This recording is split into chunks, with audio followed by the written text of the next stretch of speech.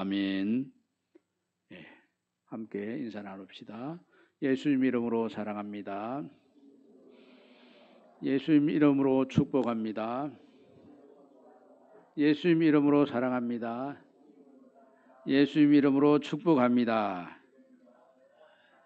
예, 어저께 서면교회에서는 이제 김종길 목사님 은퇴식하고 김종호 목사님 위임식이 있었습니다. 근데 김종길 목사님이 남미 칠레에서 방송국을 개설해가지고 방송국을 통해서 방송 선교를 하셨습니다. 어떻게 그게 가능한가?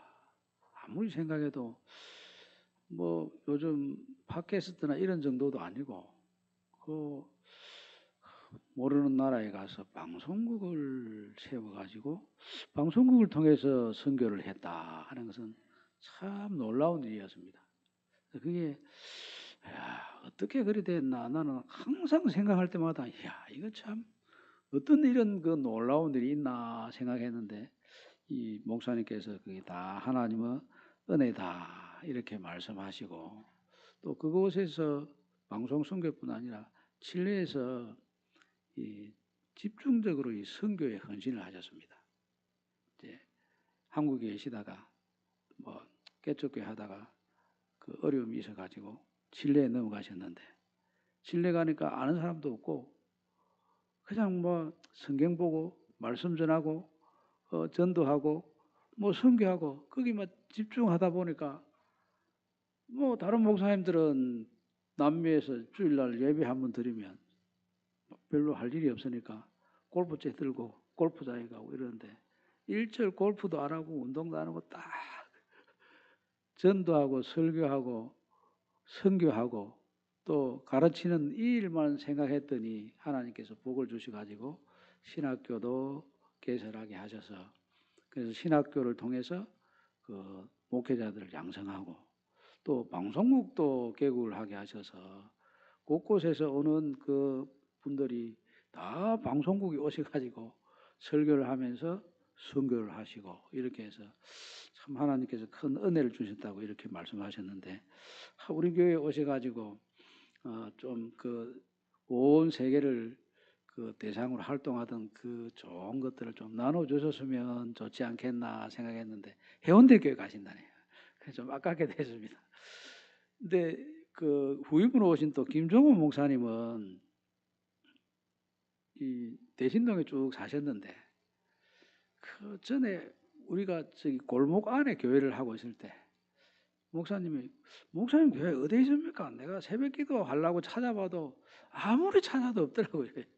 그러면서 그 동대신동에서 거기에 한번 교회 찾으려고 해도 못 찾아가지고 결국 이제 지금 등대교회 다대포로 간 그 교회 가서 새벽 기도를 하셨는데 이분도 그 직장 생활을 잘 하고 계시다가 이제 아버님이 몸이 안 좋아가지고 도무지 내가 옆에서 돌보실 분이 없었습니다. 어머니는 힘이 없어서 돌보지를 못하고 그래서 자기가 직장을 그만두고 그 아버지를 위해서 2년 이상 뒷바지를 하시고 케어를 하셨던 그런 분입니다.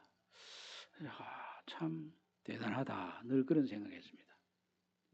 제 아버지가 이제 우리에게 가르치기를 유교에서는 사람이 죽으면 삼년상을 해가지고 그래가지고 뭐 제사를 지내면서 효도한다는데 우리는 죽어서 아니고 살아 계실 때 부모님에 대해서 잘하는 게 기독교 정신으로 부모를 공경하는 것이다. 늘 그렇게 말씀하셨는데 죽고 나서는 제사도 안 지냈지만은 죽기 전에 정말 있는 힘을 다해서 부모님을 이 공양한 그 모습이야말로 참 아름다운 모습이고 요즘은 참 그런 분을 찾기가 힘든데 대단한 분이다 하는 생각을 하고 또 존경하는 그런 분인데 그분이 또 그곳 후임으로 가셔가지고 참 서면교회는 복을 받았다 하는 그런 생각을 했습니다.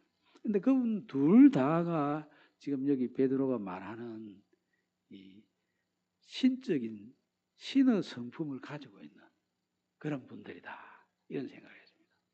사람이 그런 성품을 어떻게 갖겠습니까?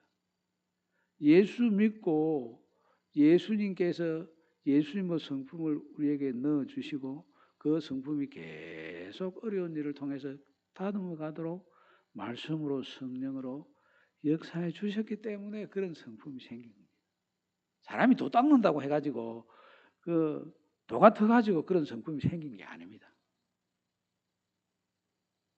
도를 닦아서 마음을 닦아서 또 열심을 닦아서 그렇게 되는 것이 아니고 여기 주신 말씀에 나타난 것처럼 분명히 그 신적인 그런 그 능력을 우리에게 부어 주셔서 그와 같은 것이 생겼습니다.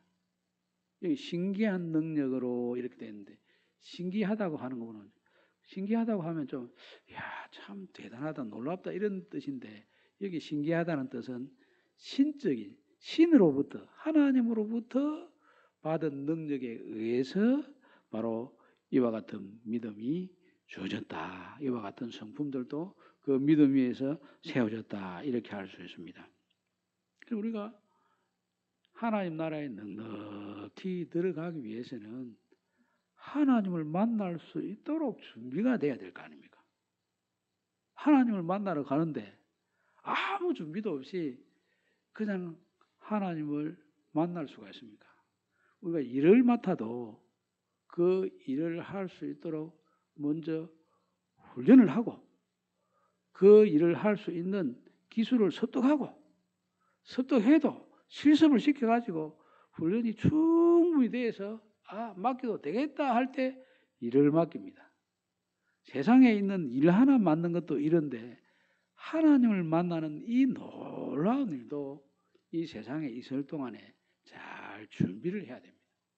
우리가 예수를 믿게 되면 예수를 믿는 순간 우리는 어린 아이로 탄생을 합니다.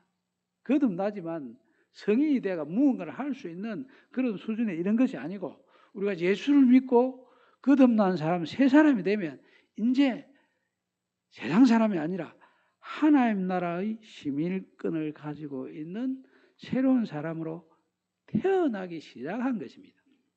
어린 아기가 사랑을 받고 훈련을 받고 연단을 받고 이래가지고 계속 그 성장을 하고 또 성숙하고 이렇게 되어서 나중에 어른이 되어서 사회적인 어떤 역할을 할 수 있게 되듯이 예수 믿는 사람도 이제 태어나면 거듭나게 되면 그 거듭난 어린 아이가 장성한 어른이 될 수 있도록 계속해서 성장하고 훈련이 되고 그래서 훈련되고 성장된 그 모습을 이 세상에서 완성을 해가지고 하나님 앞에 가서 그 모습 가지고 만나게 됩니다. 그래서 이제 교회 안에 여러 가지 지금 이 베드로후서 말씀을 기록할 때는 어려움이 많았습니다.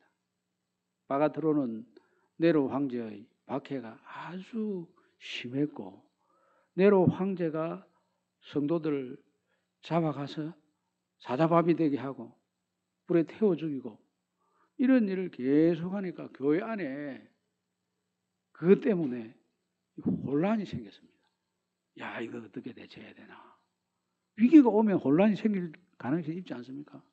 근데 위기를 혼란으로 계속하면 안 되고 이 위기를 수습해 가야 되는데 위기를 수습해 가는 과정에서 예수 믿는 사람은 예수님의 모습으로 잘 자라갑니다.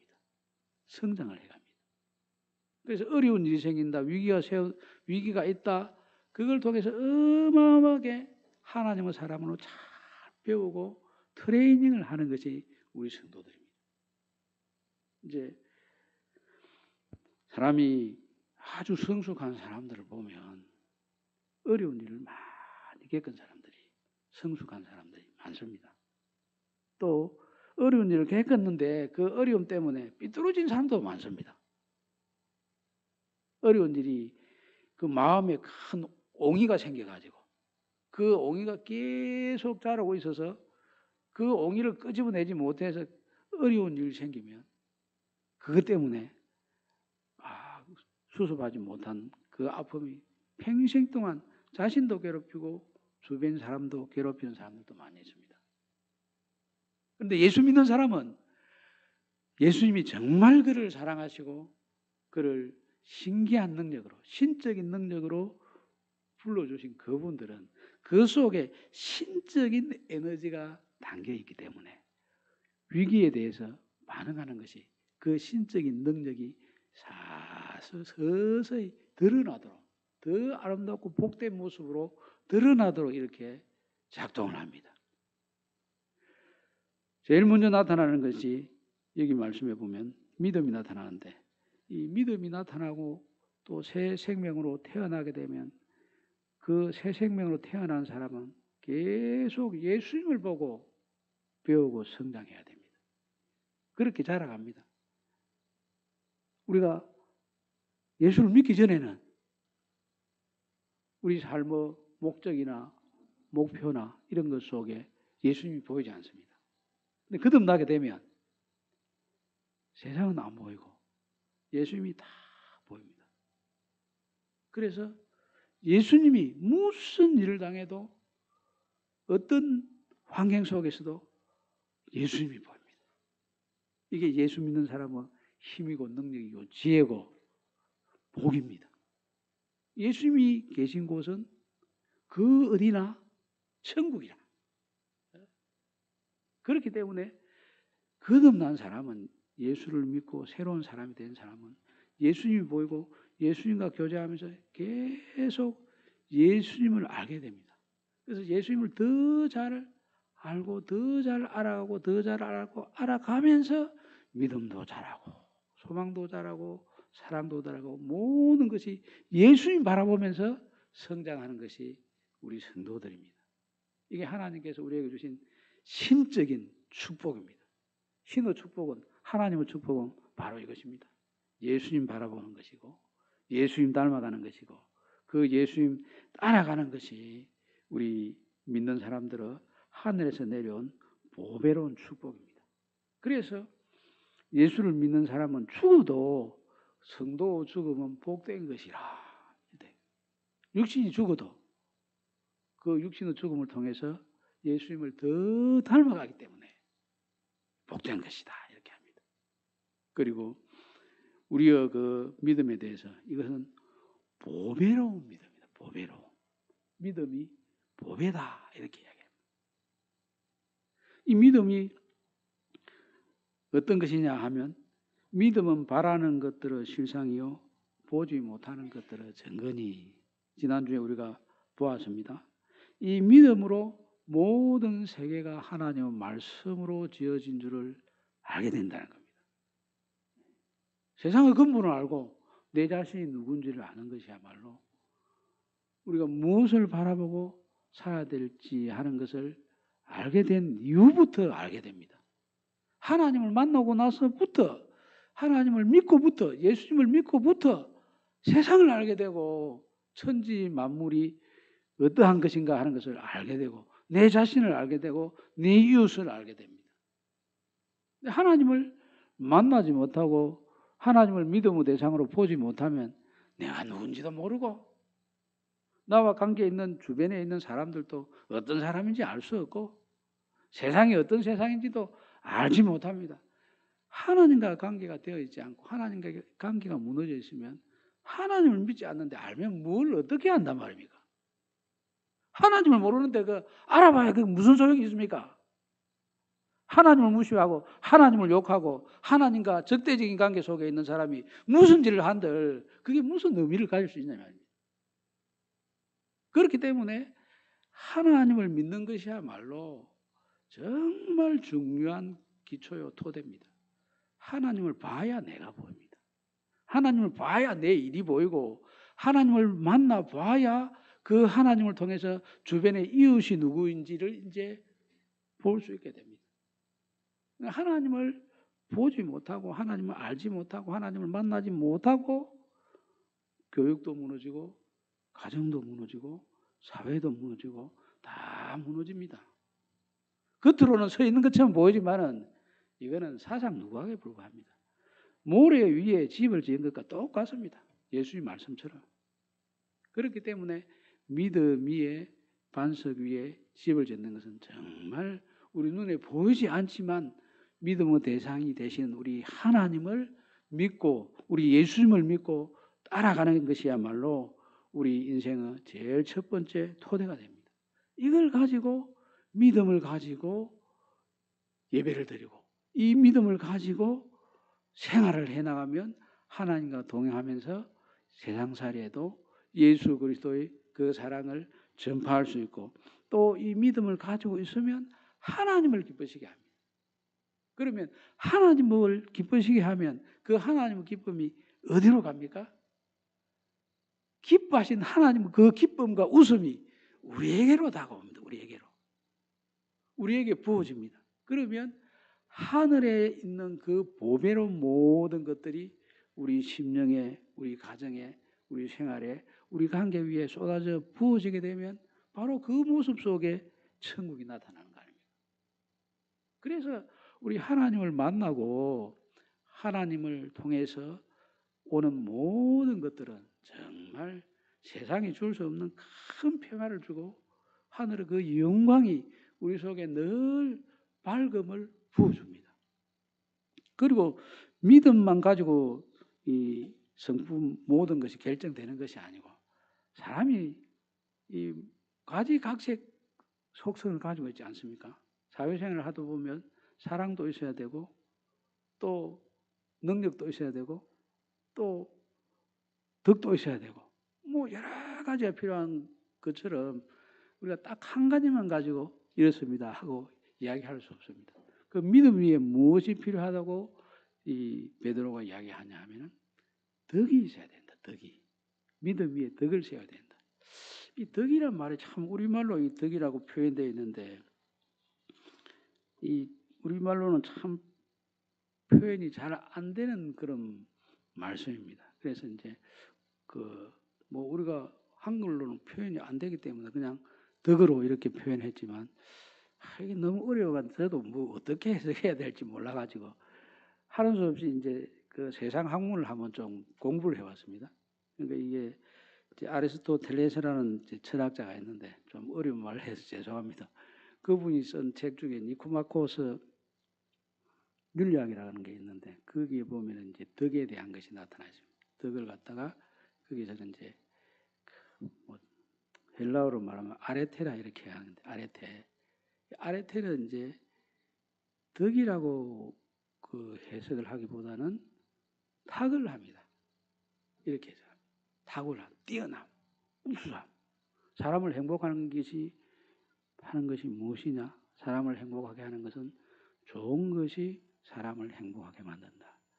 좋은 것이 그러면 더 좋은 것을 얻으려면 어떻게 해야 되냐? 더 좋은 것을 얻기 위해서는 탁월해야 된다. 탁월해야 된다. 아레테가 있어야 된다. 이렇게. 탁월해야 행복을 누릴 수 있다. 그러면 그 탁월함은 어떤 것에 대한 탁월함이어야 되느냐? 목적이 선하고 탁월해야 된다. 이런 게 이제 뭐 제가 뭐 그 잘 알겠습니까만 대충 정리를 해보니까 그렇더라고요. 근데 이제 여기 그 성경에 나타나 있는 덕도 그런 그 뜻을 가지고 있습니다. 아주 뛰어난 어떤 인격이나 또 대단한 그 좋은 것 때문에 사람들에게 알려져 있는 명성 같은 것, 도덕적으로 아주 우수한 것 이런 것들을 이제 이야기합니다. 그러니까 우리 믿음을 가지고 있으면서 믿음을 가지고 있는 이 사람이 이 탁월한 예수님의 성품, 예수님의 인격 이것을 가지고 있는 것이 참 중요하다는 겁니다. 이 탁월한 인격을 또 이 아레테를 보여주는 사람이 구약에 보면 요셉입니다. 요셉이 어떤 탁월함이 있냐 하면은 우리나라에 이제 토지 공 개념을 도입하신 분은 이 노태우 대통령이 돌아가신 그분이 토지 공 개념을 먼저 도입을 했습니다. 그런데 도입해가지고 그걸 자꾸 실천을 해보고자 하는데 지금 제대로 되지 않고 그걸 적용하려고 할 때마다 부작용이 많이 생깁니다. 그런데 이걸 가장 이 세상에서 탁월하게 적용한 사람이 누구냐 하면 요셉이에요. 요셉. 요셉이 애국 국무총리가 됐습니다. 근데 7년 풍년이 왔을 때 20%의 세금을 걷어가지고 그 곡식 20% 모은 걸 가지고 전국에 창고를 지어가지고 다 모아놨습니다. 그때 세금이 20%. 그런데 이 흉년이 계속되다 보니 사람들이 집에 있는 돈을 가지고 양식을 사다가 집을 팔고 사다가 결국은 안 돼서 토지를 팔아가지고 양식을 사 먹습니다. 그런데 요셉이 바로 이름으로 토지를 전부 다 샀습니다. 우리나라에도 보면 그 경주에 가면 최부자점이라고 있지 않습니까? 이분들이 가지고 있는 윤리 중에 하나가 뭐냐면 이 토지를 사는 건 사는데 흉년이 들었을 때는 토지 사지 마라. 다른 사람은 피눈물을 이용해서 돈을 벌면 안 된다. 그래서 이 흉년이 들었을 때는 이분들은 토지를 안 샀습니다. 그런데 요셉은 다 그걸 바로 이러면 다 사들었어요. 근데 이분들은 이제 나무 피눈물을 이용해서 돈 벌면 안 된다는 이런 개념으로 했지만 요셉은 그걸 다 사들여가지고 나중에 어떻게 하냐면 전부 또 나눠줍니다. 바로 이름으로 토지 사봤자 그게 국가와 토지가 되는 거지. 바로 자기가 뭐 들고 갈 겁니까? 뭐 할 겁니까? 이게 다 모아가지고 싹 다 모아가지고 똑같이 적절하게 나누어줬습니다. 그리고 그 받을 때 세금을 얼마 받았냐면 20% 세금 받았습니다. 그러니까 풍년 들였을 때 20% 세금 받은 거나 나누어주고 세금 20% 받는 거나 자기가 소유하는 것과 똑같지 않습니까? 이건 완전히 이제 토지 공 개념이 우리식으로 하면 확보가 완전히 실제로 이루어진 거예요. 실제로 이루어진 거. 그런데 요셉이 생각할 때 이 토지는 하나님의 것이다. 하나님의 것이다. 그래서 모든 사람이 공평하게 하나님의 은혜를 누려야 된다. 이래서 이름은 바로 이름으로 등기해놨지만 뭐 바로 이름으로 그 등기해놓은 그게 무슨 의미가 있습니까? 사용하는 사람들이 제대로 사용하고 그 토지를 통해서 누리는 혜택이 골고루 가면 그게 중요한 거지 뭐 이 토지가 이 사람 이름으로 되어 있고 저 사람 이름이 되어 있던 그거는 뭐 그렇게 중요한 게 아닙니다. 그 혜택이 하나님 주어놓으신 이 천지 만물의 혜택이 모든 사람이 공평하게 되는 그것이 정말 중요한데 요셉은 그걸 다 이뤘습니다. 이게 뭐 그 토지를 파는 사람들도 억지로 내놔라 하고 뭐 총을 가지고 토지를 뺏고 뭐 법을 가지고 뺏고 이런 게 아닙니다. 자발적으로 다 내놓았지 않습니까?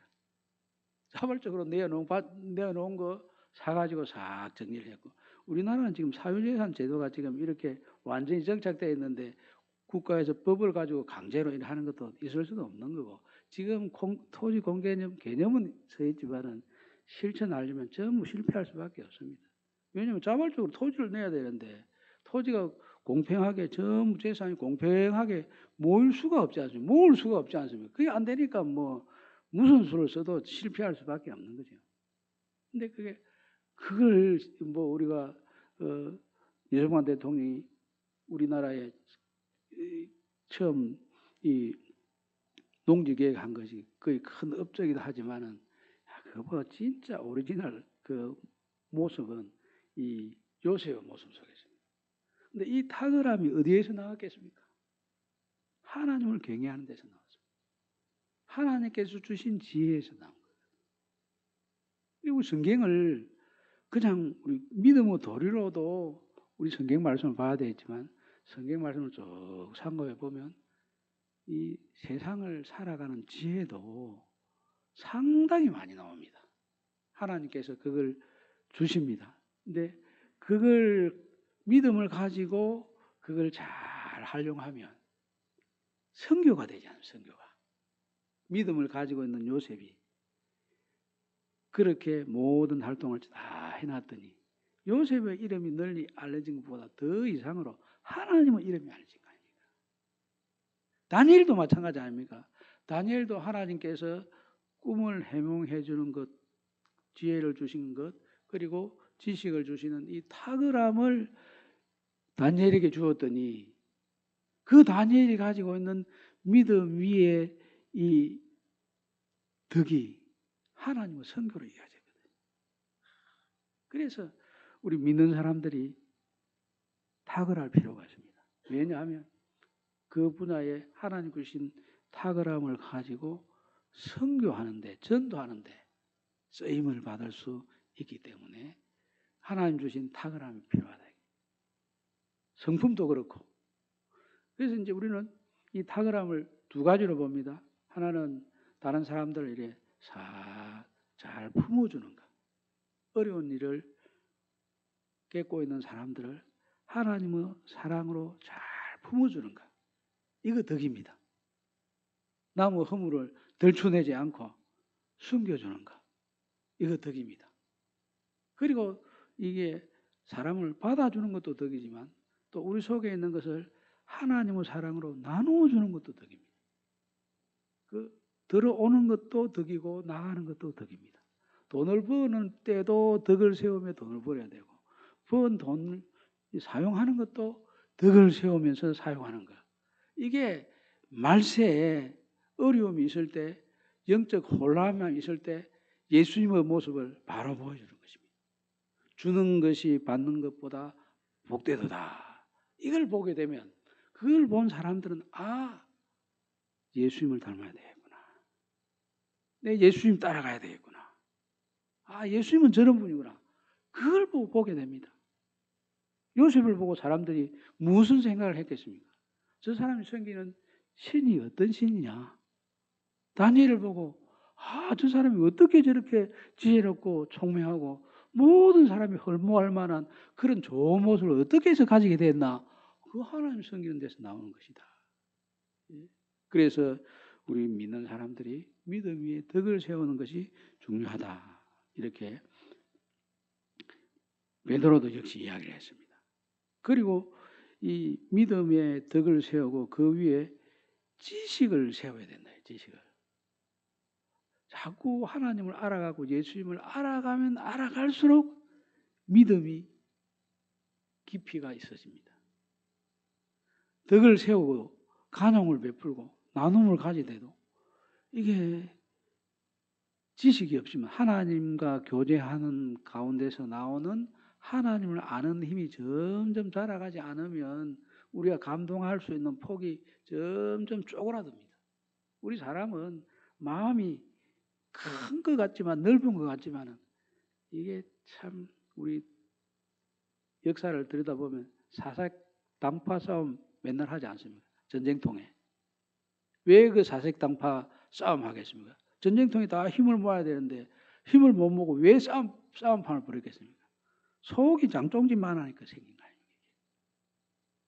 속이 너무 작아 나오니까 그렇지 않습니까? 그럼 속을 넉넉하게 키우려면 어떻게 되냐면 세상 지식도 좀 많이 알게 되면 넉넉해지는 면이 있지만 진짜 마음을 넉넉하게 가지고 그렇게 모든 사람과 화합할 수 있도록 하는 그 힘은 예수님을 더 잘 알게 되면 마음이 더 넓어집니다.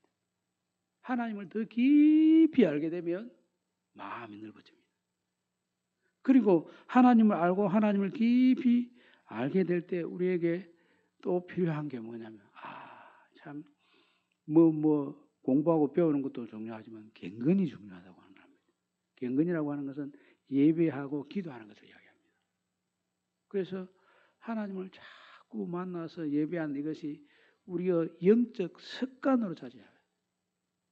하나님과 교제하는 이 기도 시간이 경건의 시간이 어쩌다 어려운 일이 생기면 한 번 하는 것보다도 지속적으로 규칙적으로 이 좋은 습관을 가지고 있는 것이 중요합니다. 그러면 정기적으로 계속해서 하나님을 만나서 하나님의 성품을 닮아가면서 하나님의 뜻을 깨달아가면서 이렇게 되면 우리의 마음도 넓어지고 우리의 지혜도 커지고 우리의 사랑도 큰 은혜 가운데 계속해서 자라가게 됩니다. 시간이 너무 많이 갔기 때문에 이 정도로 하고 마치겠습니다만은 근데 우리 성도들이 이제 성탄절을 맞이하면서 우리의 모습 속에 예수님의 성품이 다 보이게 되어서 그걸 보고 아 예수님이 어떤 분이구나, 이 땅에 오신 예수님이 지금 우리 성도들의 마음과 생활 속에서 무슨 일을 하고 계신가 하는 것이 생생하게 보여준다면 우리가 살고 있는 삶의 현장은 하나님의 나라고 하나님의 선교가 이루어지는 현장입니다. 그리고 성도들이 지내가고 있는데, 생활하고 있는데, 관계하고 있는데 아무것도 세상과 다른 모습이 통 느껴지지 않으면 우리가 반성하고 회개해야 됩니다. 이 성탄절에 우리가 예수님을 전해야 되겠구나. 내 삶이 예수님 전하는 삶이 되어야 되겠구나. 내 관계가 예수님을 잘 보여주는 그런 관계가 되어야 되겠구나. 이런 생각을 하시고 이 신의 성품을, 신적인 성품을, 하나님 주신 이 놀라운 성품을 잘 드러내셔서 이 성탄절을 예수님 전하는 것으로 잘 지켜내는 우리 성도님들이 다 되시기를 우리 주님의 이름으로 축복합니다. 아멘. 다 함께 일어서셔서 찬송하겠습니다.